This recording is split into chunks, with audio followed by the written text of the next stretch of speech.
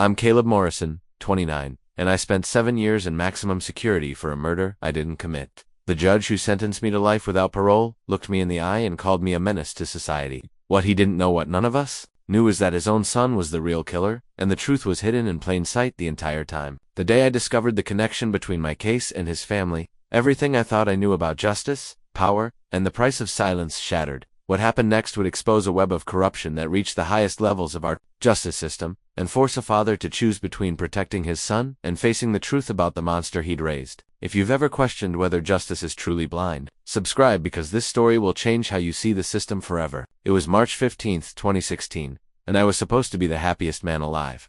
My girlfriend Sophia and I had just gotten engaged 3 days earlier, and I was working late at the auto repair shop, trying to save enough money for a decent wedding. The clock read 11:47 p.m. when I finally locked up Morrison's Motors, the small garage I'd inherited from my grandfather. The crime scene photo they showed the jury still haunts me.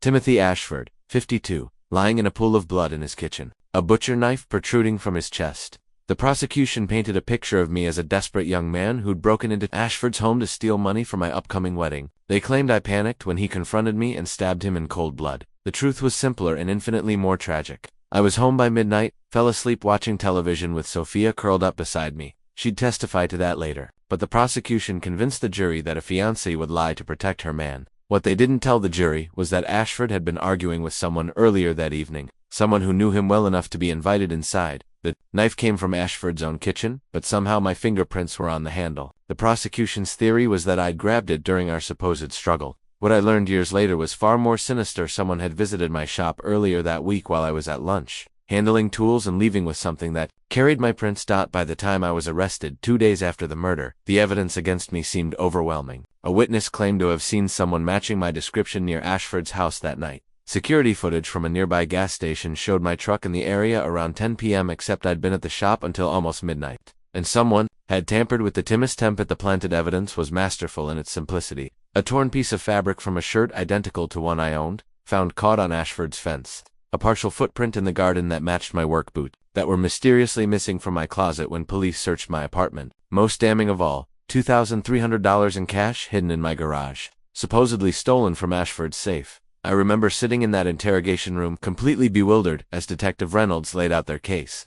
Every piece of evidence pointed to me, yet I knew I was innocent. The harder I protested, the more guilty I appeared. When I asked for a lawyer, they exchanged knowing looks as if my request for counsel proved my guilt. The real killer had planned this meticulously. They knew Ashford's routines, had access to evidence that could be planted, and possessed the connections necessary to manipulate the investigation. Most importantly, they needed a patsy, someone whose life they could destroy without consequence. That someone was me, a blue-collar mechanic with no political connections, no family wealth, and no reason anyone would believe my word against the evidence. I was perfect for the frame because I was invisible to the people who mattered in this town. Judge Harrison Blackwood presided over my trial with the stern authority of a man who'd spent 30 years on the bench. At 58, he had silver hair and cold blue eyes that seemed to look right through me whenever I tried to maintain eye contact. From the moment he entered that courtroom, I felt like I was already condemned. The court transcript from my trial reads like a masterclass in judicial bias. Every objection from my overworked public defender was overruled. Every piece of questionable evidence was admitted without hesitation. When the prosecution presented their timeline,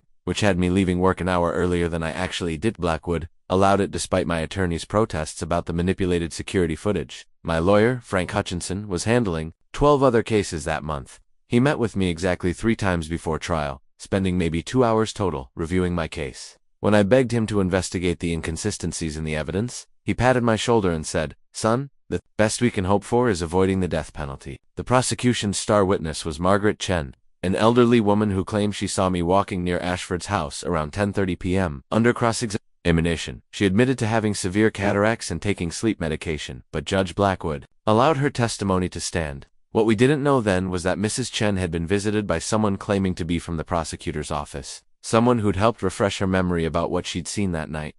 The evidence presentation was a carefully orchestrated symphony of lies. The fingerprints on the murder weapon, the planted cash, the torn fabric. Each piece was introduced with scientific precision that made questioning it seem desperate and futile. The prosecutor, District Attorney Wallace Crane, painted me as a cold-blooded killer who'd planned the robbery carefully but panicked when confronted. When I took the stand in my own defense, Judge Blackwood's hostility was palpable. He interrupted my testimony repeatedly, sustained objections to questions that might have established my innocence, and allowed the prosecution to badger me for hours about details I couldn't possibly remember with perfect clarity. "Mr. Morrison," Cranehead sneered during cross-examination, "you expect this jury to believe that someone else killed Timothy Ashford and then went to elaborate lengths to frame you, a man nobody had any reason to hate." When I tried to explain that the evidence had been planted, Blackwood cut me off. "Answer the question, Mr. Morrison, yes or no." The jury deliberated for less than 4 hours. When they returned with their guilty verdict, I watched my life crumble. In real time, Sophia was sobbing in the gallery behind me. My mother clutched her chest like she was having a heart attack. Even some jurors looked uncomfortable with their decision, but the evidence had been too overwhelming to ignore. Then came sentencing day, the moment that would define the next 7 years of my life. Judge Blackwood looked down at me from his bench like I was something he'd scraped off his shoe. His voice was cold and measured as he delivered what amounted to my death sentence. "Mr. Morrison, you have been found guilty of murder in the first degree. The evidence presented in this case demonstrates not only your guilt, but your complete lack of remorse for your heinous actions. You took the life of an innocent man for nothing more than money you didn't even need for survival, but for luxuries." He paused, letting his words sink in before continuing with obvious relish. "You are a menace to society, Mr. Morrison. You represent the worst impulses of humanity, greed, violence, and callous disregard for human life. This court sentences you to life imprisonment without the possibility of parole. May God have mercy on your soul, because this court will show you none." The gavel came down like thunder, sealing my fate. As the bailiffs led me away in shackles, I caught one last glimpse of Judge Blackwood's face. For just a moment, I thought I saw something that looked like satisfaction in those cold blue eyes. Riverside Maximum Security Penitentiary squatted on 127 acres of barren land like a concrete cancer. The cell assignment sheet that determined my fate was a single piece of paper that would govern every moment of my existence for the foreseeable future. Cell Block D, Level 3, Cell 247. My new address was a 6-by-8-foot concrete box that I'd share with another human being for 23 hours a day. The correctional officer who processed me, Officer Hendricks, took obvious pleasure in explaining the reality of my situation. "Life without parole means you're never leaving here, Morrison. This place will be your world until you die. The sooner you accept that, the easier it'll be." My cellmate was Jerome Washington, a 45-year-old black man who'd been inside for 18 years on a triple murder conviction. Jerome was built like a linebacker but carried himself with the quiet dignity of someone who'd made peace with his circumstances. He looked up from his book when they shoved me into our cell, studied me for a long moment, then returned to reading without a word. The first night was the worst. I lay on the thin mattress staring at the ceiling, listening to the sounds of institutional life, metal doors slamming, guards walking their rounds, the occasional scream or sob from another cell. The fluorescent lights in the corridor never went completely dark, casting everything in a sickly yellow glow that made sleep nearly impossible. "You innocent or guilty?" Jerome finally asked around 3 a.m. "Innocent," I whispered. "Most people in here say that, but you got that look about you like you can't quite believe this is real. But innocence, it's gonna get you killed if you're not careful." Jerome taught me the unwritten rules that would keep me alive. Never make eye contact with the guards unless spoken to directly. Always walk with purpose, never hurry, never dawdle. Find a group for protection but don't get too close to anyone. Most importantly, learn something useful that other inmates need. "You got an education?" he asked on my third day. "High school, some community college." "That's more than most. You can read legal documents, help guys write letters, maybe even work on appeals. Intelligence is currency and here use it." The daily routine was soul-crushing in its monotony. Wake at 5:30 a.m. to the sound of whistles and shouting guards. Count time at 6 a.m. where every inmate had to stand at their cell door to be counted. Breakfast at 6:30 in a cafeteria that smelled like industrial disinfectant and despair. Work detail, which for new arrivals meant kitchen duty or laundry. Lunch, another count. More work, dinner, recreation time, if you'd earned it, and lights out at 10 p.m. The hierarchy was brutal and immediate. Long-term inmates ruled through a combination of violence and accumulated respect. Gang members stuck together, offering protection in exchange for absolute loyalty. The guards maintained order through fear, random searches, and the constant threat of solitary confinement. My first real test came on day 5, when a crew led by Tommy Kowalski decided to see what kind of man I was. Kowalski was serving to life for armed robbery and had built a small empire inside Riverside through intimidation and careful alliances. He cornered me during recreation time with 3 other inmates. "Heard you killed some rich guy for pocket change," he said, circling me like a predator. "That true, college boy?" "I didn't kill anyone." "Sure you didn't, but that's not what I asked. You gonna be trouble, or you gonna pay your taxes like everyone else?" Jerome had warned me about this moment. Prison taxes were protection money items, money from the outside, or services in exchange for being left alone. Paying marked you as weak, but refusing meant a beating that could leave you permanently damaged. I'll earn my keep, I said carefully, but I'm not paying protection. Kowalski smiled and nodded to his crew. I braced for the beating, but Jerome appeared beside me with 2 other lifers I'd seen but never spoken to. Tommy, Jerome said quietly, this one's with me. We're good here. The tension stretched for what felt like hours, but was probably seconds. Finally, Kowalski shrugged and walked away. Crisis averted, but I'd learned an important lesson about the value of alliances and the respect that 18 years of solid reputation could buy. That night, Jerome explained his investment in my survival. You remind me of my nephasmart kid who made one stupid mistake and lost everything. Besides, innocent men got a fire in them that burns different than the guilty ones. That fire's gonna serve you well if you don't let it consume you. 3 weeks into my sentence, I found my salvation in the prison law library. The prison law library occupied a corner of the education building, a cramped room lined with outdated legal texts and a handful of ancient computers. The law books that would become my lifeline were worn from countless desperate hands of case law, criminal procedure, and constitutional rights that represented hope for men society had written off. I started spending every available hour in that library, devouring legal concepts with the intensity of a drowning man grasping for earth. Appeals procedures, habeas corpus petitions, evidence standards, prosecutorial misconduct. I absorbed it all with a hunger that surprised even me. Jerome would joke that I was becoming more lawyer than mechanic, but he understood my obsession. Knowledge. His power in here, he'd say, watching me struggle through dense legal language, and power is survival. My reputation as the guy who could help with legal problems spread quickly through the prison. Inmates would approach me during meals or recreation time, sliding poorly written appeals across the table for my review. Most were hopeless guys whose cases had been thoroughly litigated and exhausted, but occasionally, I'd find something worth pursuing. The first case I helped win was Jerome's conviction had been solid, but I discovered that his appointed attorney had failed to investigate an alibi witness who could have placed him across town during one of the murders. It took 6 months of research and writing, but we managed to get his sentence reduced from life without parole to life with the possibility of parole. After 25 years, word of Jerome's victory spread through Riverside like wildfire. Suddenly, I was the most popular man in cell block D. Inmates offered me everything from commissary items to protection in exchange for my legal services. I accepted only what I needed to survive and put the rest of my energy into the case that mattered most, my own. My first appeal was a disaster. I attacked every aspect of my trial: the planted evidence, the biased judge, the incompetent defense attorney, the coached witness testimony. The appellate court dismissed my claims in a 4-page decision that essentially called me a liar and affirmed my conviction without meaningful review. The rejection hit me harder than I'd expected. I'd spent 8 months crafting what I thought was an airtight argument for my innocence, only to have it dismissed with bureaucratic indifference. That night, I seriously considered suicide for the first time since arriving at Riverside. Jerome found me on the floor of our cell, holding a razor blade I'd managed to extract from a cheap prison razor. He didn't say anything, just sat beside me until I handed him the blade. Appeals are just the beginning, he said quietly. Real justice takes longer than that. He was right. My obsession with legal technicalities had blinded me to the larger truth. I wasn't just fighting a wrongful conviction, I was fighting a system that had actively conspired to put me here. The evidence hadn't been planted randomly. It had been planted by someone with resources, connections, and intimate knowledge of how investigations worked. I shifted my focus from appeals to investigation. Using the prison's limited computer access, I began researching everyone involved in my case. Detective Reynolds, District Attorney Crane, the witnesses, even Judge Blackwood himself. I studied their careers, their connections, their other cases. Pattern recognition became my specialty. I analyzed Blackwood's sentencing history and found troubling disparities. Young men from working-class backgrounds consistently received harsher sentences than defendants with wealth or political connections. In 3 separate cases over the past 5 years, Blackwood had imposed life sentences without parole for crimes that typically received 25 to life terms. More disturbing was what I learned about the other judges in our district. Blackwood was considered tough but fair by his colleagues, a man who believed in maximum sentences for violent criminals.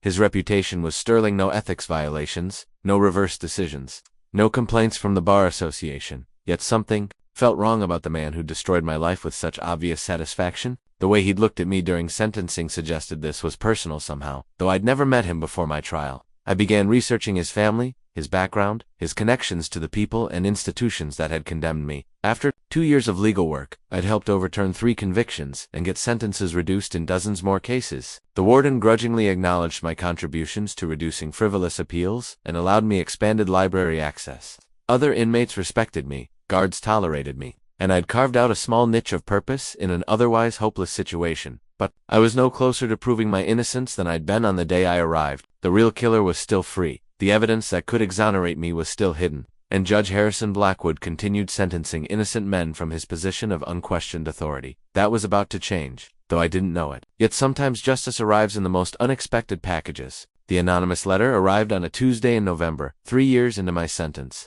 It was addressed to me personally, which was unusual since most of my correspondence came from legal organizations or other inmates' families.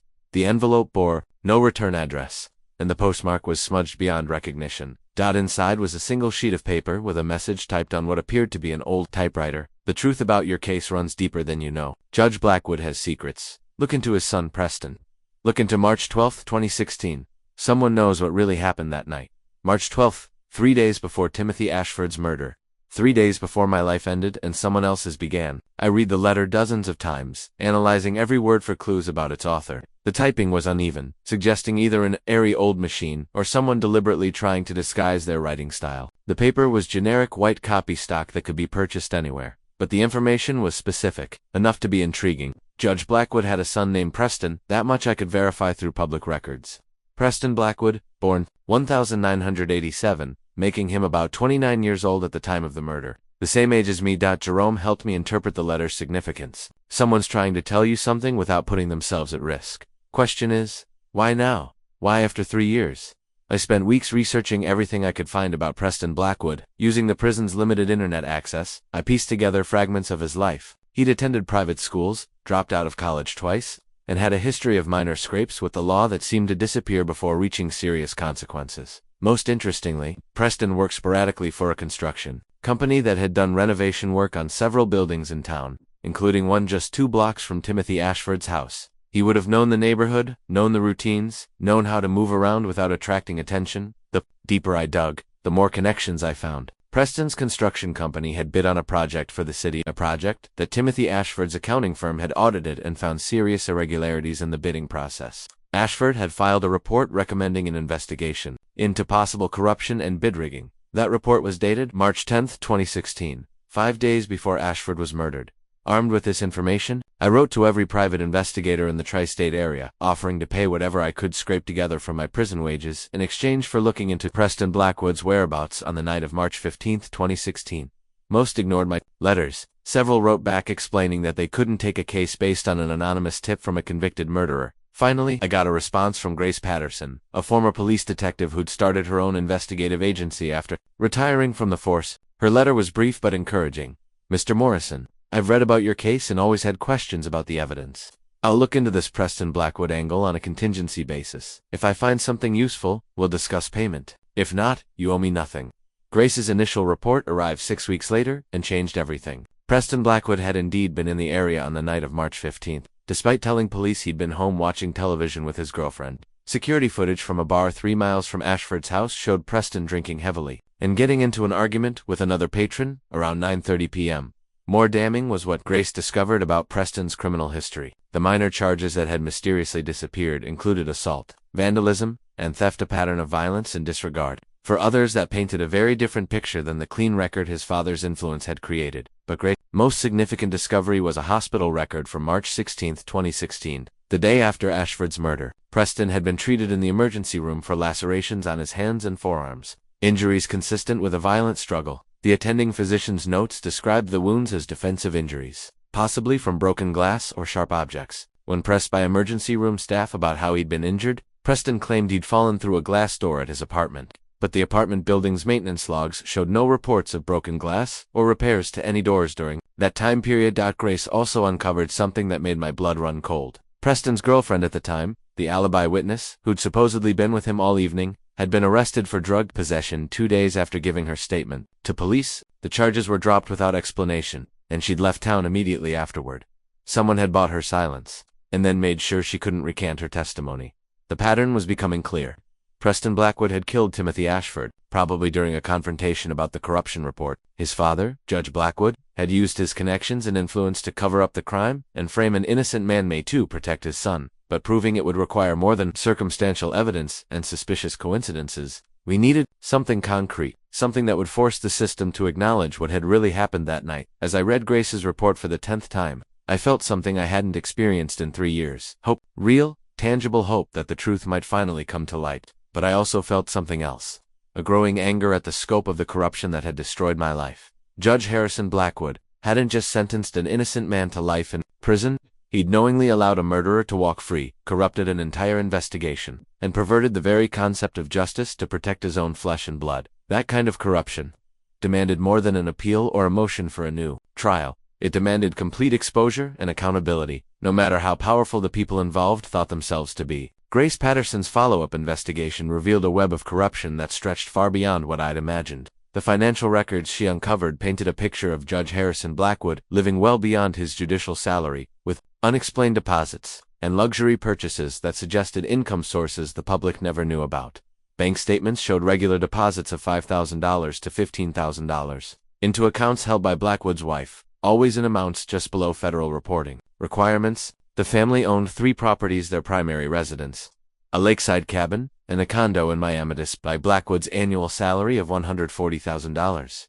His wife worked part-time as a real estate agent, hardly enough to justify their lavish lifestyle. Intriguing were the connections Grace discovered between Blackwood and several high-profile political figures. He'd attended private fundraisers for the governor, served on judicial selection committees, and been photographed at exclusive events with people who wielded serious power in state politics. These weren't relationships typically available to a county judge unless he offered something valuable in return. Your judge isn't just corrupt, Grace explained during one of our monitored phone calls. He's connected.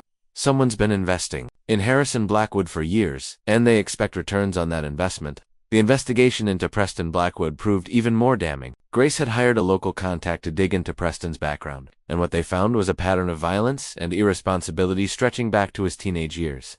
3 different schools had expelled or suspended him for fighting. 2 former girlfriends had filed restraining orders that were later dropped. A DUI arrest had vanished from court records with no explanation. Preston's employment history was equally troubling. He'd been fired from construction jobs for showing up intoxicated, getting into fights with coworkers, and stealing tools. Yet, somehow he always found new employment, often with companies that had contracts with the city or county, contracts that would have required approval from judges like his father. The timeline Grace constructed for March 15, 2016, was devastating. Preston had been drinking at Murphy's Tavern from 7 p.m. until approximately 9:45 p.m., when he'd been asked to leave after breaking a bottle during an argument with another patron. 3 witnesses confirmed he'd been belligerent and talking about teaching someone a lesson who'd been causing problems for his family. Security cameras from a gas station placed Preston's truck just 4 blocks from Timothy Ashford's house at 10:23 p.m. The truck was captured again, leaving the area at 11:47 p.m., exactly the window when the medical examiner estimated Ashford had been killed.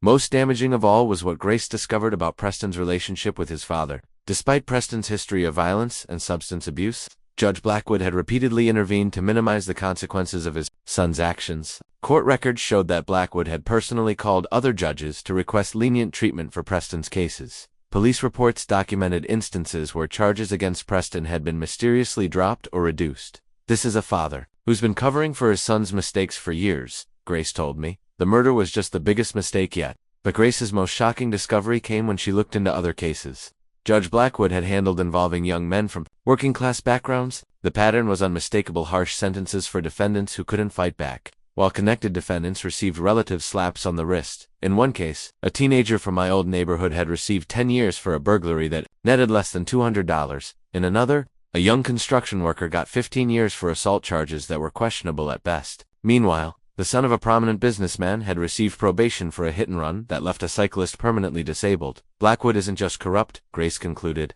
He's running a 2-tier justice system. One for people with connections, another for people like you. The research took months, but gradually we assembled a comprehensive picture of the conspiracy that had destroyed my life. Preston Blackwood had killed Timothy Ashford during a confrontation about the corruption report that threatened lucrative city contracts. Judge Blackwood had used his network of corrupt officials to frame me, knowing that a working-class mechanic with no political connections would be the perfect scapegoat. Detective Reynolds had planted evidence at the crime scene, and in my garage, District Attorney Crane had coached witnesses and suppressed exculpatory evidence. The entire system had conspired to convict an innocent man while protecting the guilty one, but proving conspiracy required more than circumstantial evidence and suspicious patterns. We needed something concrete, a smoking gun that would force authorities to acknowledge the corruption and reopen my case.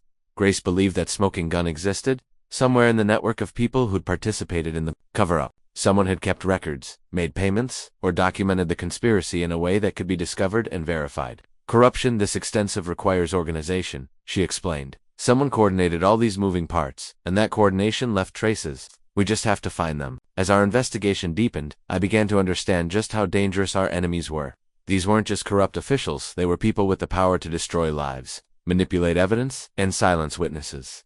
Judge Blackwood had already demonstrated his willingness to send an innocent man to prison for life to protect his son. What would he do to protect himself when the truth started coming out? That question would be answered sooner than I expected. The hospital records Grace obtained through a Freedom of Information request told a story that the Blackwood family had desperately tried to hide. Preston's emergency room visit on March 16, 2016, wasn't just suspicious, it was a detailed documentation of injuries sustained during a violent struggle that perfectly matched the timeline of Timothy Ashford's murder. Dr. Sarah Winters, the attending physician who'd treated Preston, had been thorough in her documentation. The medical report described multiple lacerations on both palms and forearms, consistent with defensive wounds or contact with sharp objects.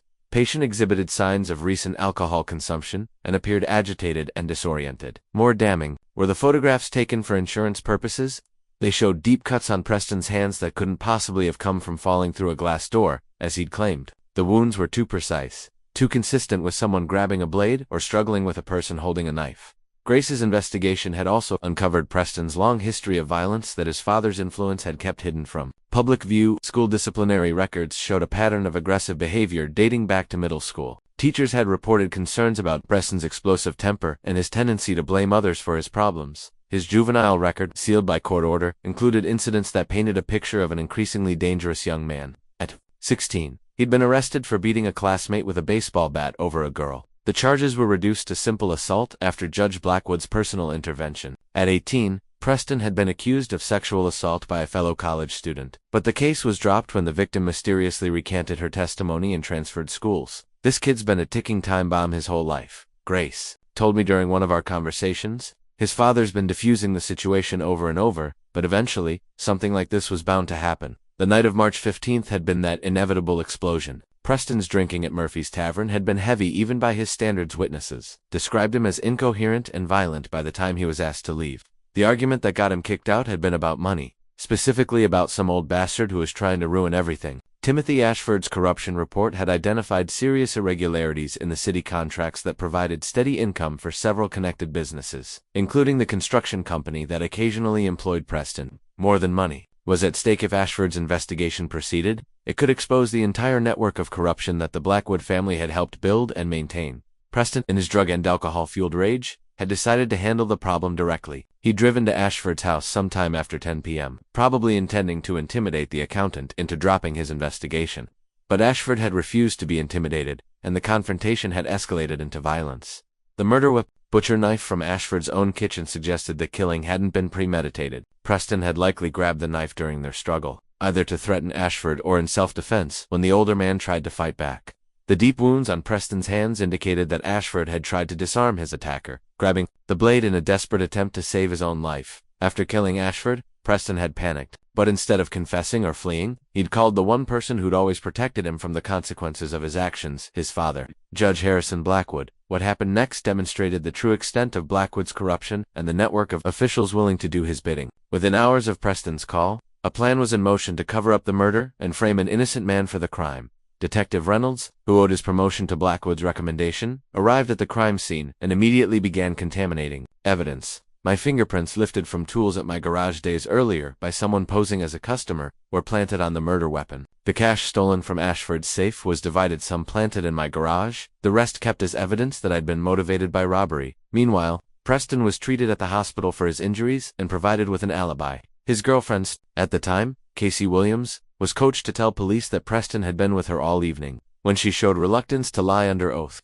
she was arrested on drug charges and then released after agreeing to cooperate. The torn fabric found at the crime scene had come from a shirt identical to one I owned, a shirt that was mysteriously missing from my apartment when police searched it. The security footage showing my truck in the area had been altered to place me there during the murder window, when I'd actually been miles away at my garage. Every piece of evidence had been carefully orchestrated to create an airtight case against me while eliminating any traces that might point to the real killer. The plan was masterful in its simplicity and devastating in its effectiveness. but plans built on lies and corruption have a tendency to unravel, especially when they involve people whose primary loyalty is to themselves rather than to justice. Over the years since my conviction, several of the participants in the cover-up had begun to have second thoughts about their roles in sending an innocent man to prison for life. Casey Williams had left town immediately after my trial, but Grace tracked her down in Oregon, where she was working as a waitress and struggling with addiction. During a carefully recorded phone conversation, Casey admitted that she'd lied about Preston's whereabouts that night.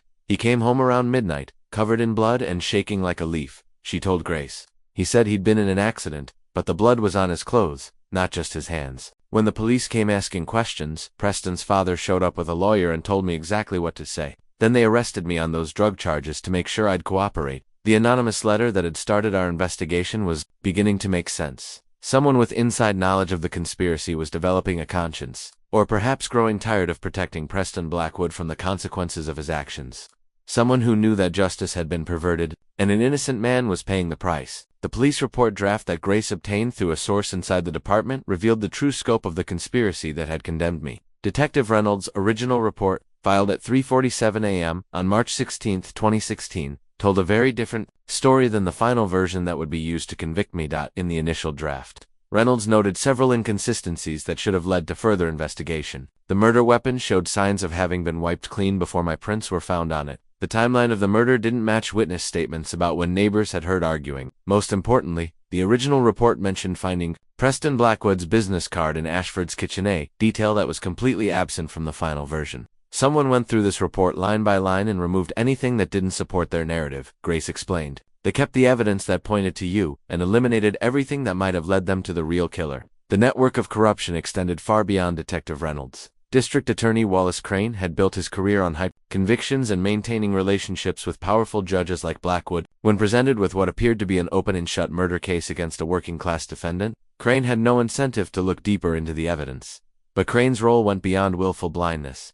Grace's investigation revealed that he'd actively suppressed evidence that could have helped my defense. Security footage from a camera near Ashford's house had captured a truck matching Preston's vehicle leaving the scene, but that footage was never turned over to my attorney. A witness who'd seen someone matching Preston's description, arguing with Ashford 3 days before the murder, was never interviewed by police. The systematic destruction of exculpatory evidence required coordination and resources that only someone with significant influence could have marshaled. Phone records obtained through subpoena showed multiple calls between Judge Blackwood, Detective Reynolds, and DA Crane in the hours immediately following the murder calls that none of them had disclosed during my trial. Most damning was the financial trail Grace uncovered. Within a month of my conviction, Detective Reynolds received an unexpected promotion and pay raise. Crane was invited to join an exclusive legal society that opened doors to lucrative private sector opportunities. Even the medical examiner who'd performed Ashford's autopsy had received a research grant from a foundation connected to Judge Blackwood's political allies. The corruption wasn't just about protecting Preston, it was about maintaining a system where justice could be bought and sold by those with the right connections. My case had become a demonstration of power, a message to anyone who might threaten the established order. The most chilling discovery was how thoroughly they'd destroyed my alibi. Grace found evidence that someone had visited my garage 3 days before the murder, posing as a potential customer and handling several tools while I was at lunch. Those tools had provided the fingerprints that were later transferred to the murder weapon. My truck had been borrowed without my knowledge while I was working late at the garage. Someone with mechanical skills had hotwired it, driven it to the area near Ashford's house to establish my presence on security cameras, then returned it before I finished work. I'd never even known it had been moved. The fabric evidence was equally sophisticated in its deception. Someone had purchased a shirt identical to one I owned, torn it deliberately to create the fragment found at the crime scene, then stolen my original shirt during a routine inspection by the fire department. The day before my arrest, every aspect of the frame had been planned and executed with military precision. This wasn't the work of panicked conspirators covering up a spontaneous crime. It was a professional operation conducted by people who understood exactly how evidence could be manipulated, and how investigations could be controlled. Grace's source, inside the police department, provided the most disturbing revelation of all. The anonymous letter that had started our investigation hadn't been the first attempt to expose the truth. 2 other letters had been sent to different media outlets over the past 3 years, but they'd been intercepted and suppressed before reaching their intended recipients. Someone inside the system was trying to do the right thing, but the corruption ran so deep that even well-intentioned whistleblowers were being silenced. The network of judges, prosecutors, and police officials that Blackwood had cultivated over 30 years of judicial service was protecting him and his son at all costs. But systems built on lies and intimidation have a weakness: they require everyone to keep quiet forever. As my case gained attention through Grace's investigation, cracks were beginning to appear in the conspiracy. People who'd participated in the cover-up were starting to worry about their own exposure and criminal liability. The anonymous letters were just the beginning. Someone with inside knowledge was preparing to come forward with information that would blow the entire conspiracy wide open. The question was whether we could reach them before Blackwood's network silenced them permanently. As Grace often reminded me, corruption fights back when it's threatened. The people who'd destroyed my life wouldn't hesitate to destroy others who threatened to expose their crimes. We were entering dangerous territory where the stakes were much higher than just my freedom. They were about the very integrity of the justice system itself. The prison communication log that documented my carefully orchestrated plan for exposing the truth read like a masterclass in strategic thinking. Every phone call, every letter, every visit was part of a larger campaign to bring justice to light, while protecting the people brave enough to help me. By my 4th year at Riverside, I'd learned that real change required more than just evidence. It required public pressure, media attention, and political consequences for the people who'd corrupted the system. Grace Patterson had provided the investigation, but I needed to build a coalition of allies who could amplify our message and protect our sources. Jerome proved invaluable in this effort. His 18 years inside had taught him how information flows through the prison system and how to communicate sensitive details without attracting attention from guards or administrators. We developed a code system for discussing our investigation that sounded like ordinary conversation about legal cases and appeals. The library project is making progress, I'd tell him, meaning Grace had uncovered new evidence. The book about constitutional law needs more research, meant we needed additional verification of witness statements. The appeal for the guy in cell block C looks promising, indicated that our media contacts were interested in the story. My relationship with sympathetic journalists began through legal aid organizations that had taken interest in wrongful conviction cases. The first reporter to pay serious attention was Maria Santos from the State Capitol Tribune, an investigative journalist who'd built her reputation exposing corruption in state government. Maria was initially skeptical. Every convicted criminal claimed innocence, and most of those claims were nonsense. But when Grace presented her with the evidence we'd gathered, including the hospital records, the altered police reports, and the financial connections between the conspirators, Maria recognized the story's potential significance. This isn't just about one wrongful conviction, she told me during our first recorded interview. This is about a systemic corruption that's been operating for years. If we can prove what you're alleging, it could bring down an entire network of corrupt officials.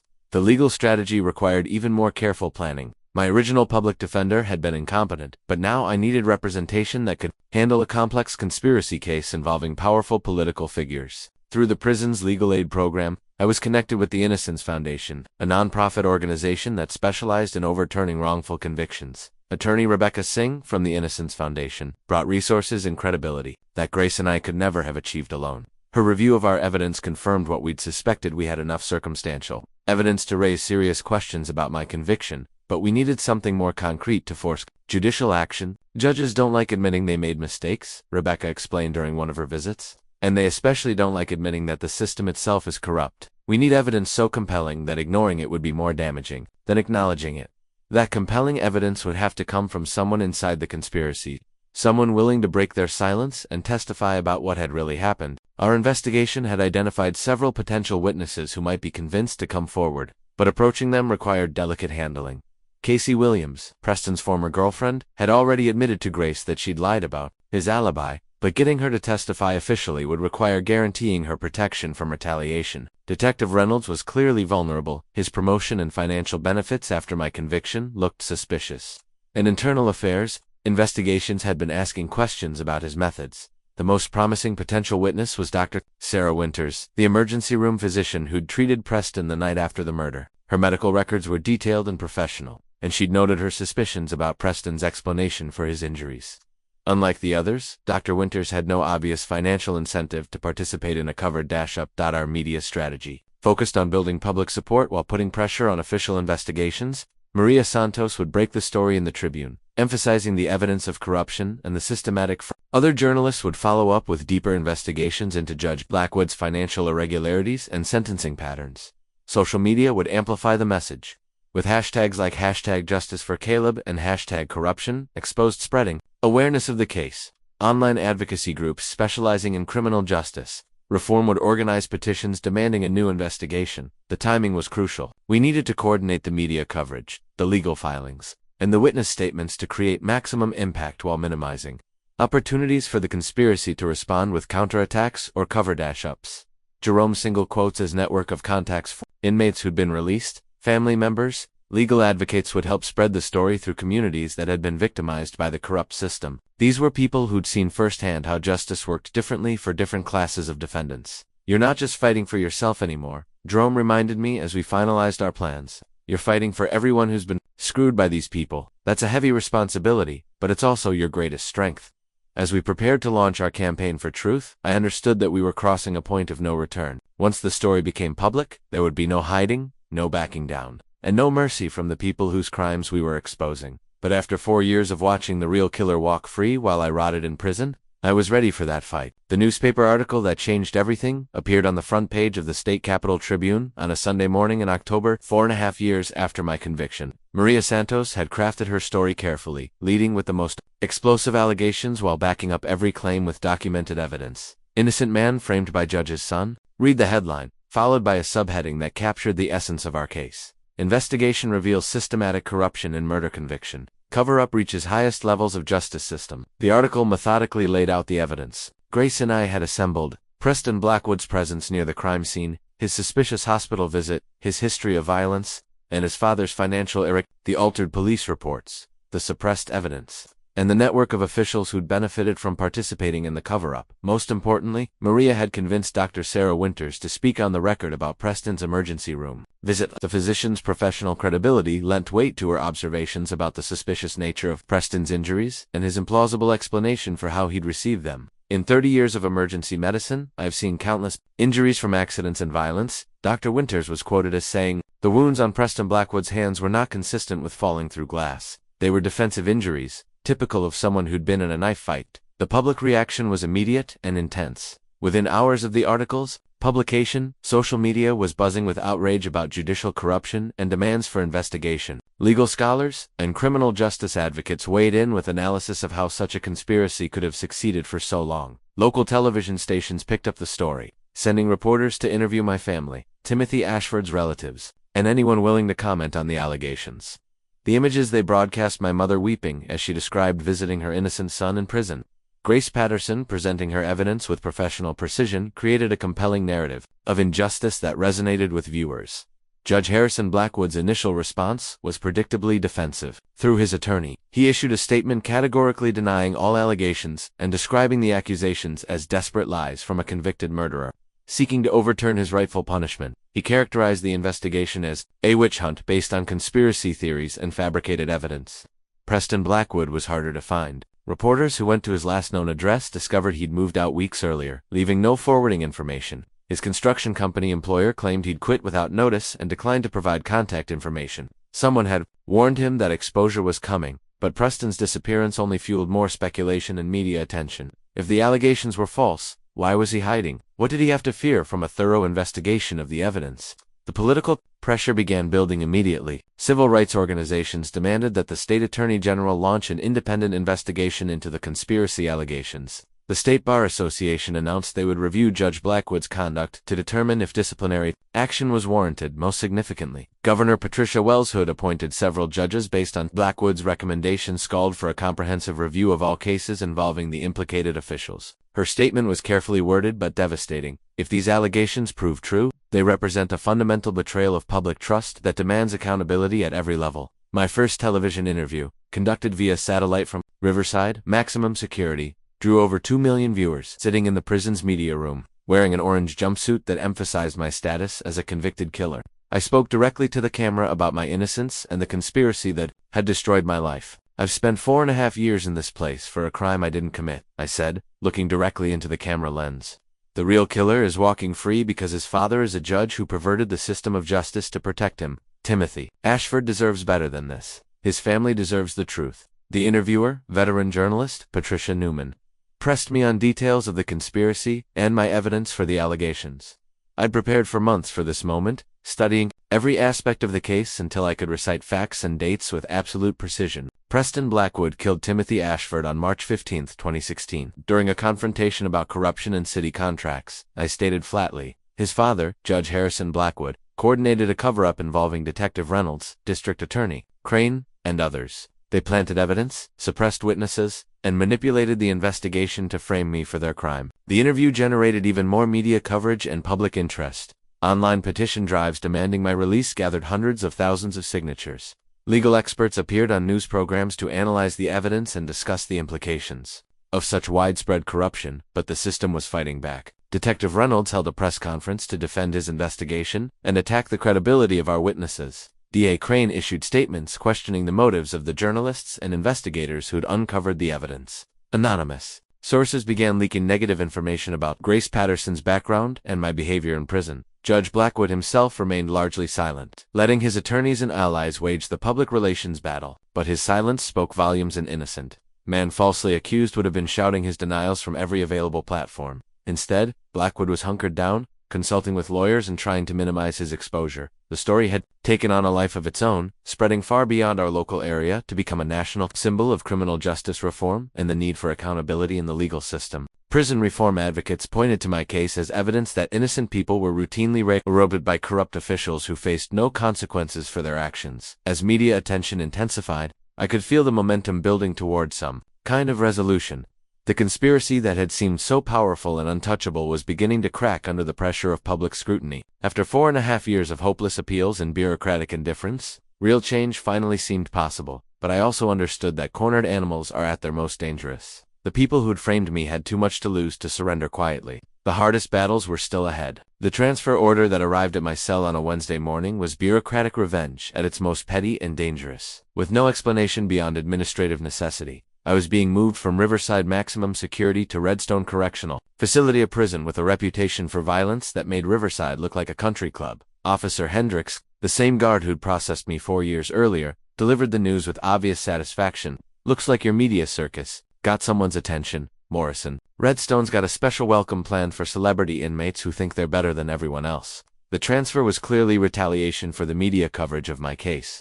Someone with influence over prison administration had decided that my growing public profile needed to be discouraged through a strategic relocation to a more dangerous environment. At Redstone, I'd be just another convict among violent offenders who had no sympathy for someone claiming innocence. Jerome was philosophical about my departure. "They can move your body, but they can't move the truth," he said as I packed my few possessions. "And they can't move the people on the outside who are fighting for you."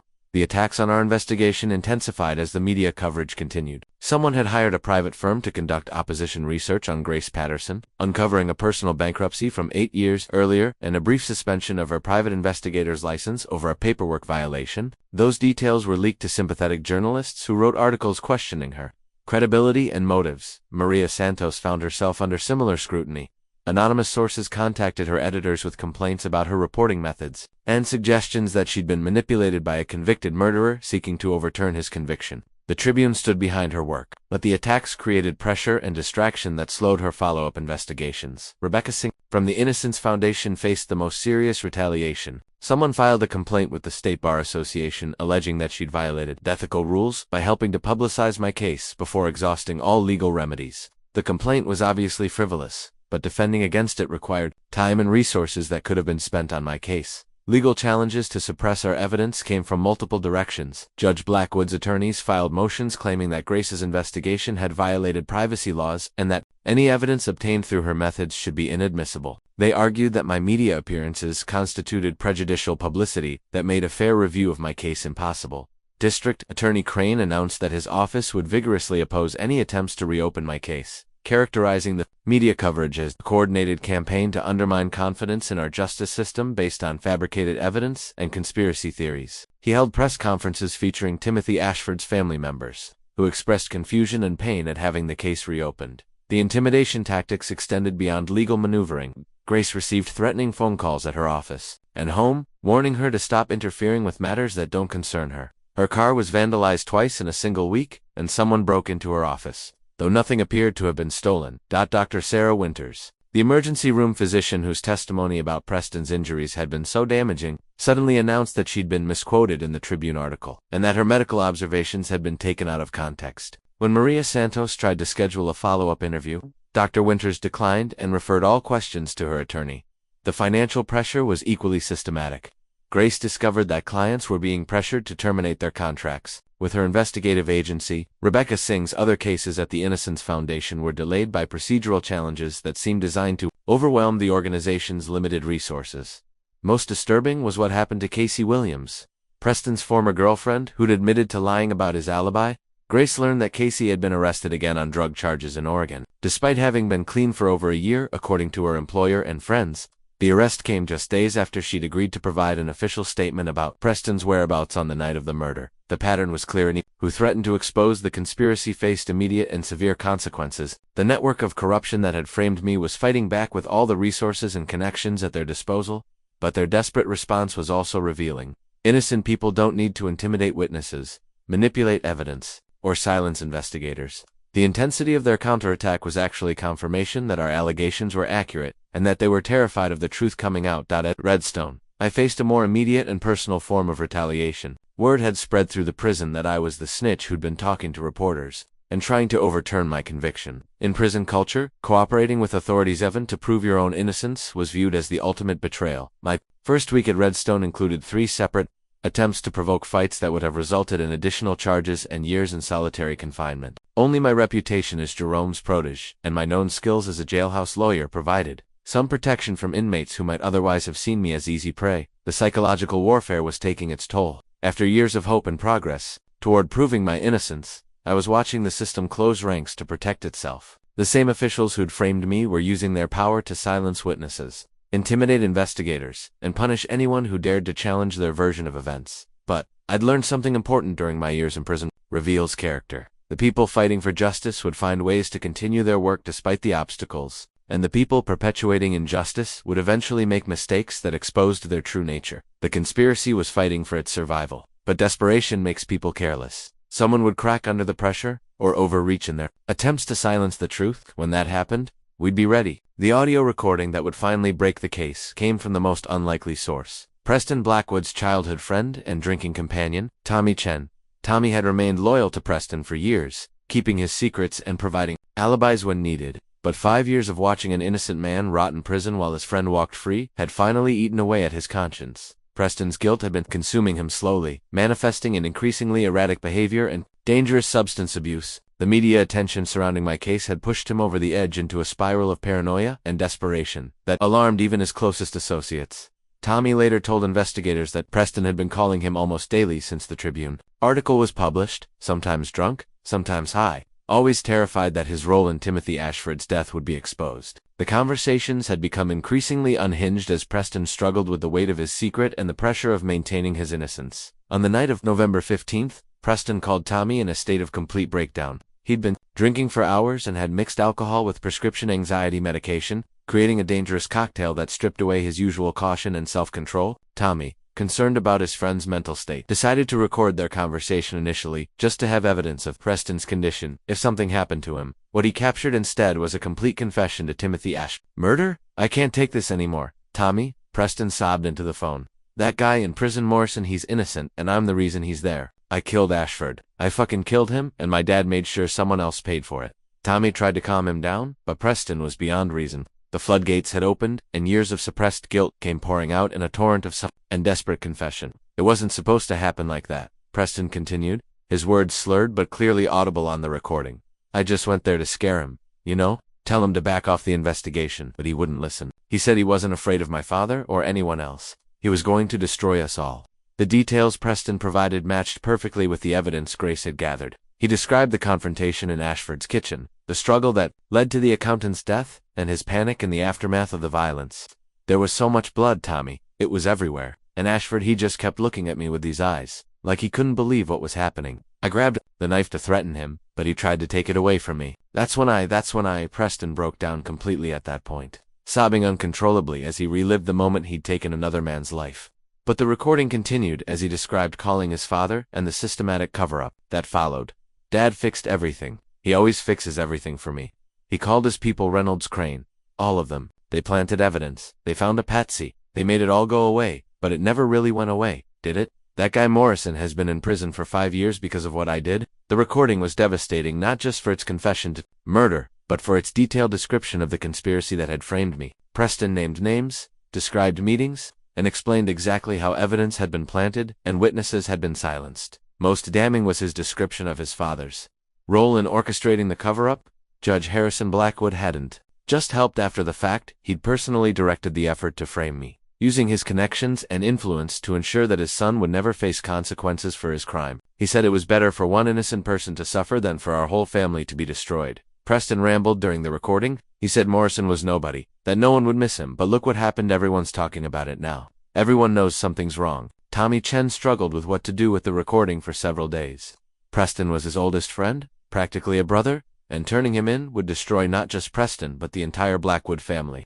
But keeping the secret meant allowing my wrongful imprisonment to continue indefinitely. The decision was made for him when Preston was hospitalized following a suicide attempt. 3 days after their recorded conversation, overdosed on a combination of alcohol and pills. Preston had left a rambling note that referenced his guilt over the innocent man paying for my crimes. He survived, but barely, and was placed on psychiatric hold for evaluation. Tommy realized that his friend was beyond help and that the only ethical choice was to reveal the truth. He contacted Maria Santos at the Tribune and arranged to turn over the recording in exchange for protection from retaliation and immunity from prosecution for his role in concealing Preston's crimes. The recording was authenticated by audio experts and verified through voice comparison analysis. Preston's distinctive speech patterns, his knowledge of details that had never been made public, and his accurate description of evidence that only the real killer could have known made the confession unassailable. When confronted with the recording, Judge Harrison Blackwood's carefully constructed facade finally cracked. Through his attorneys, he issued a statement acknowledging that his son may have been involved in Timothy Ashford's death but maintaining that he himself had no knowledge of any cover-up. But Preston's recorded confession had been too specific and too detailed for his father to maintain plausible deniability. The web of corruption that had seemed so powerful and untouchable was finally unraveling, brought down by the guilt-ridden confessions of the very person it had been designed to protect. As news of the recording spread, I felt something I hadn't experienced in 5 years: genuine hope that justice might finally be served. The truth was out there now, recorded and verified, impossible to deny or suppress. But I also knew that desperate people do desperate things. The Blackwood family still had resources and connections, and they would use every tool at their disposal to minimize the damage and escape accountability. The final battle for justice was just beginning. The DNA evidence report that finally vindicated me arrived on a cold December morning, 6 months after Preston's recorded confession had blown the case wide open. Advanced forensic techniques that hadn't been available during my original trial had extracted genetic material from under Timothy Ashford's fingernails, material that matched Preston Blackwood perfectly and excluded me completely. Judge Patricia Walsh, assigned to oversee my new trial after Judge Blackwood's forced recusal, reviewed the evidence with the thoroughness that had been absent from my original proceedings.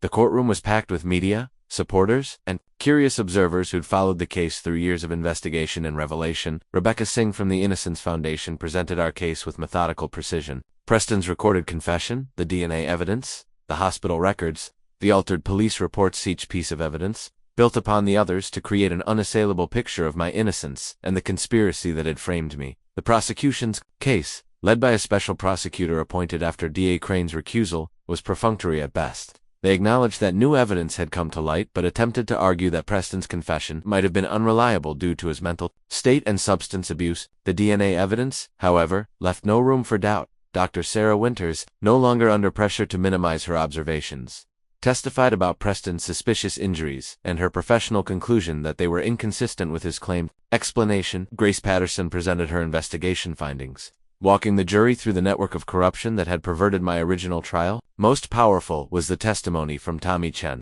who played Preston's recorded confession for the jury and described his friend's obvious guilt and deteriorating mental state. The courtroom was silent as Preston's voice filled the space, confessing to murder and describing the cover-up in devastating detail. Judge Blackwood himself was not present for the trial. He'd taken an indefinite leave of absence from the bench while facing his own criminal investigation for conspiracy and obstruction of justice. His absence spoke louder than any testimony about the gravity of the corruption that had been exposed. The jury deliberated for less than 2 hours before returning with their verdict. The foreman, a middle-aged woman who'd served on multiple juries, spoke clearly as she read the decision that would change my life. "We find the defendant not guilty on all charges." The courtroom erupted in cheers and applause that Judge Walsh allowed to continue for several minutes before restoring order. I sat motionless, unable to process that the nightmare was finally ending. After 5.5 years of imprisonment, for a crime I didn't commit, justice had finally been served. Grace Patterson embraced me as the shackles were removed from my wrists for the final time. "It's over, Caleb," she whispered. "You're free." But even as relief flooded through me, I understood that this victory was just the beginning. The truth had been revealed, but accountability for the conspiracy that had destroyed so many lives was still to come. The people who'd framed me would now face their own trials, their own moments of reckoning with the justice system they'd corrupted for so long. The courtroom sketch that captured Judge Harrison Blackwood watching his son testify against him became an iconic image of justice, delayed but finally delivered. Preston, now clean and sober after months of treatment, took the stand at his father's trial to tell the complete truth about the murder and cover-up that had defined both their lives. Preston's testimony was devastating in its detail and unflinching in its honesty. He described killing Timothy Ashford during a confrontation about corruption in city contracts. His panic afterward, and his call to his father for help, most damaging, was his account of how Judge Blackwood had personally orchestrated every aspect of the frame-up that sent me to prison. "My father didn't just help cover up my crime," Preston testified, his voice steady despite the weight of his words. "He designed and directed the entire conspiracy to frame Caleb Morrison. He told Detective Reynolds exactly what evidence to plant and where to find it. He coached the witnesses and suppressed the evidence that would have cleared an innocent man." Judge Blackwood's visible anguish as he watched his son destroy him was palpable. The man who'd once commanded absolute authority from his judicial bench now sat helpless as his own flesh and blood testified to his corruption and abuse of power. The moment when father and son made eye contact during Preston's testimony was captured by court artists and photographers, becoming a symbol of how corruption ultimately destroys the very families it's meant to protect. Blackwood's face showed the anguish of a father realizing he'd raised a killer and then become one himself, not through violence, but through the systematic destruction of an innocent man's life. Preston's apology to me and Timothy Ashford's family was heartfelt and complete. He accepted full responsibility for both the murder and the conspiracy that followed, making clear that while his father had orchestrated the cover-up, the original crime was his alone. "I killed Timothy Ashford, and I let Caleb Morrison pay the price," he said, turning to look directly at me in the gallery. "I destroyed two families with my actions: the Ashfords, who lost a father and husband, and Mr. Morrison's family, who watched an innocent man disappear into prison. Nothing I say can undo that damage, but I hope the truth can finally bring some measure of justice." Judge Blackwood's final desperate attempt to minimize his role crumbled under the weight of evidence and testimony. His claim that he'd only learned of Preston's guilt after my conviction was demolished by phone records, financial documents, and witness testimony that placed him at the center of the conspiracy from the very beginning. The trial revealed the full scope of Blackwood's corruption, not just my case, but years of manipulated verdicts, bought sentences, and perverted justice. Other wrongfully convicted defendants came forward with evidence that Blackwood had systematically targeted working-class defendants while protecting the wealthy and connected. When the guilty verdicts were read conspiracy, obstruction of justice, abuse of office, and civil rights violations, Harrison Blackwood showed no emotion. The man who'd once sentenced me to life without parole now faced the prospect of spending his own final years behind bars. The courtroom was silent as Judge Walsh addressed Blackwood before sentencing. "Your Honor," she said, using his former title with obvious irony, "you have betrayed not just the law you swore to uphold, but the very concept of justice itself. You used your position of trust to protect a killer and destroy an innocent man's life. The damage you've caused extends far beyond any individual case. You've undermined public faith in our entire judicial system." As the bailiffs led Blackwood away in handcuffs, I felt something I hadn't expected: not satisfaction, but sadness. A family had been destroyed, careers had been ruined, and lives had been lost, all because a father couldn't accept that his son needed to face consequences for his actions. The exoneration document that officially declared my innocence was a single sheet of paper that represented the end of a 5.5-year nightmare. Judge Walsh's order not only overturned my conviction but also included a formal apology from the court system for the failure of justice that had stolen years of my life. The state of Pennsylvania hereby acknowledges that Caleb Morrison was wrongfully convicted and imprisoned due to prosecutorial misconduct, judicial corruption, and systematic violations of his constitutional rights. The document read, "This court extends its sincere apology to Mr. Morrison and his family for the grave injustice they have suffered. Charges against Judge Blackwood and his co-conspirators were filed simultaneously with my exoneration. Detective Reynolds faced charges for evidence tampering and perjury. Crane was indicted for prosecutorial misconduct and conspiracy. Even the medical examiner who'd altered his findings faced professional sanctions and criminal charges. Preston Blackwood received a sentence of 25 years to life for Timothy Ashford's murder, with additional time for his role in the conspiracy to frame me. His cooperation with prosecutors and genuine remorse earned him consideration for parole. After 20 years of possibility I didn't begrudge him. Given his role in finally exposing the truth, Judge Harrison Blackwood was sentenced to 15 years in federal prison for civil rights violations, plus additional state charges that would likely keep him incarcerated for the rest of his life. The man who'd built a career on harsh sentences now faced the same justice system he'd corrupted for so many years. The financial compensation awarded to me was substantial at $0.2 million from the state for wrongful imprisonment, plus additional settlements from the city and county for the civil rights violations. More important than the money was the official acknowledgement that I'd been the victim of a systematic conspiracy by the very officials sworn to protect justice.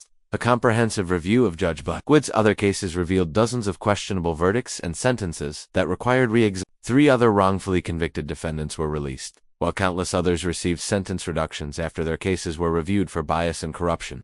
The system reforms promised in the wake of my case included mandatory recording of all police interrogations, independent oversight of judicial conduct, and new protections for defendants facing prosecution by potentially compromised officials. Whether these reforms would prevent future corruption remained to be seen, but they represented acknowledgement that systematic change was necessary. Detective Reynolds pleaded guilty to conspiracy charges and received a 10-year sentence. During his plea hearing, he finally admitted to planting evidence in my case and described the pressure he'd felt from Judge Blackwood to secure my conviction. His cooperation led to additional charges against other officers who'd participated. In the cover-up, Wallace Crane fought the charges against him until the end, maintaining his innocence even as evidence mounted of his role in suppressing exculpatory evidence and coaching witnesses. His conviction on multiple felony counts ended a 30-year legal career and sent him to prison for 12 years. The ripple effects of the scandal extended throughout the legal community. 2 other judges who had been part of Blackwood's network resigned rather than face investigation. Several prosecutors transferred to other jurisdictions or left public service entirely. The entire criminal justice system in our county underwent scrutiny and reform.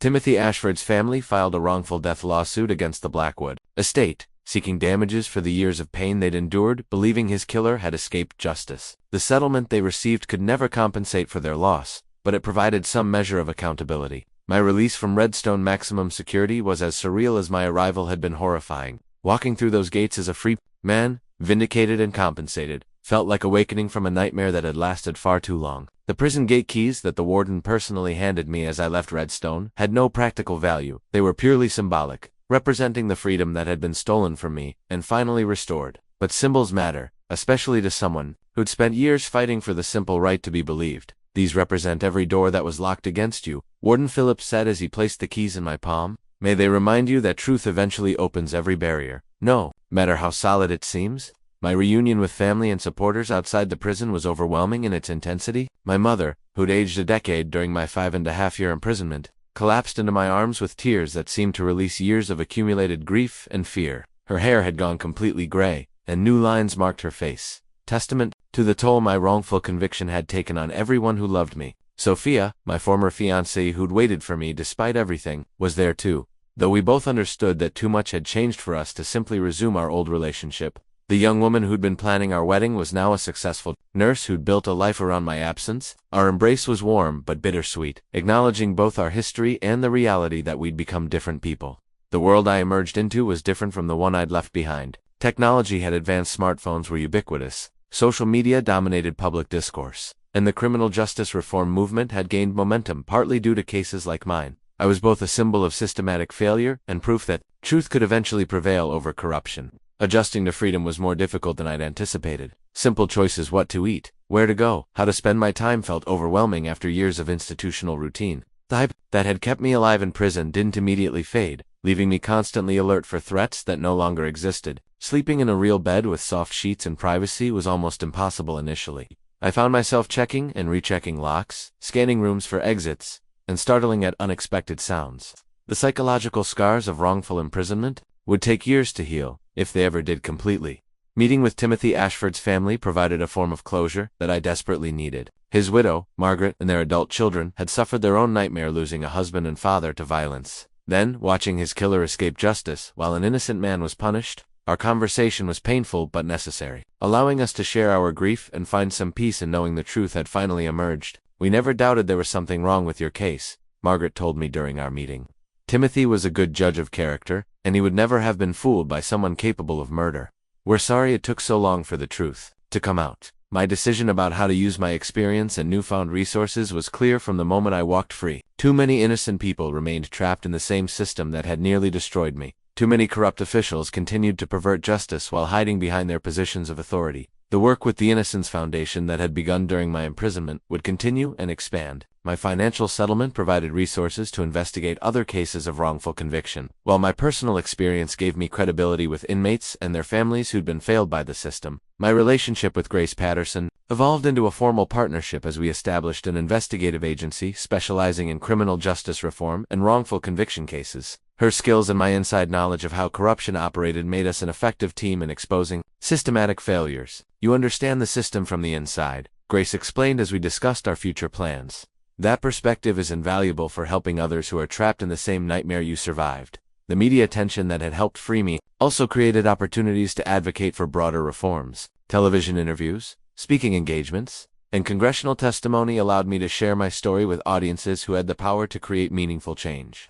Law school was the next logical step in my journey from victim to advocate. The legal knowledge I'd acquired during my imprisonment needed to be formalized and expanded if I was going to effectively fight for others who'd been failed by the justice system. The law school acceptance letter that arrived 6 months after my release represented the transformation of my nightmare into purpose. Georgetown University Law Center, impressed by my advocacy work and unique perspective on criminal justice, had offered me a full scholarship to pursue my legal education. "Your experience provides insights that can't be taught in any classroom," Dean Richardson wrote in her personal note accompanying the acceptance. "We believe you can help train the next generation of lawyers to prevent the injustices you survived." Starting law school at 35 as a former convict presented unique challenges, but also unique advantages. My classmates studied theoretical concepts of justice and due process, while I'd lived the reality of how those concepts could be perverted by corruption and bias. Professors who taught about wrongful convictions suddenly had a studenthood, experienced one firsthand. Constitutional law became my specialty, particularly the Fourth and Sixth Amendments that had been so thoroughly violated in my case. My professors encouraged me to write law review articles about prosecutorial misconduct and judicial ethics, sharing my insights with the broader legal community.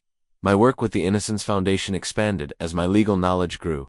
The cases that crossed my desk: death row inmates with evidence of prosecutorial misconduct, young men railroaded by racist juries, women failed by inadequate defense attorneys, reminded me daily why this work mattered. Each case was a reminder that my experience, while uniquely well documented, was not unique in its essence. Thousands of innocent people sat in prisons across the country, victims of the same systematic failures that had nearly destroyed my life. The relationship that developed with Grace Patterson surprised both of us. What had begun as a professional collaboration between investigator and client evolved into something deeper and more personal. She'd seen me at my lowest point and believed in my innocence when the rest of the world saw only a convicted murderer. That kind of loyalty and trust created a foundation for love that neither of us had expected. "You saved my life," I told her during one of our quiet moments together, "not just by proving my innocence, but by showing me that someone still believed in justice when I'd almost given up hope." "You saved yourself," she replied. "I just helped document what you'd already discovered, that truth is stronger than corruption, even when it takes years to prove." My final confrontation with Harrison Blackwood came during a prison visit 3 years after his conviction. The man who'd once commanded absolute authority from his judicial bench was now just another aging inmate, diminished by his circumstances and the weight of his crimes. The federal prison where Blackwood was serving his sentence was ironically similar to Riverside, where I'd spent my first years of wrongful imprisonment. The same concrete walls, the same institutional smell, the same atmosphere of barely controlled desperation. "I never meant for it to go as far as it did," he told me during our conversation, his voice lacking the commanding presence that had once intimidated defendants and attorneys alike. "I was just trying to protect my son." "You weren't protecting him," I replied quietly. "You were enabling him, and you destroyed innocent lives to do it." Blackwood had no answer for that truth. His efforts to shield Preston from consequences had ultimately led to far worse outcomes for everyone involved. Timothy Ashford was still dead. I'd lost years of my life, and both Preston and Blackwood himself would spend their remaining years in prison. The conversation ended with something I'd never expected to offer: not absolution for his crimes, which remained unforgivable, but release from the anger and hatred that had consumed too much of my mental energy for too long. "I forgive you," I told him, as I prepared to leave, "not because you deserve it, but because I refuse to let your actions continue poisoning my life." As I drove away from that prison as a visitor this time, not an inmate, I reflected on the journey that had brought me from wrongful conviction to vindication to purpose. The system that had failed me so catastrophically was slowly changing, partly due to the attention my case had brought to issues of corruption and misconduct. My law degree would be completed in 2 more years, after which I planned to establish a law firm specializing in wrongful conviction cases and criminal justice reform. The settlement money provided financial independence, But more importantly, it provided resources to help others who couldn't afford quality legal representation. Justice delayed is justice denied, but truth has its own power that ultimately transcends the machinations of corrupt officials and failed institutions. My story was proof that even the most powerful conspiracies can be overcome by persistent investigation, courageous witnesses, and the simple human need to see right prevail over wrong. The years stolen from me could never be returned, but they hadn't been wasted if they helped prevent similar injustices from occurring to others. That was the legacy I was determined to build, not as a victim, but as someone who'd transformed suffering into purpose and despair into hope. Justice may be blind, but it doesn't have to be silent. And as long as innocent people face the possibility of wrongful conviction, I would continue speaking truth to power, one case at a time.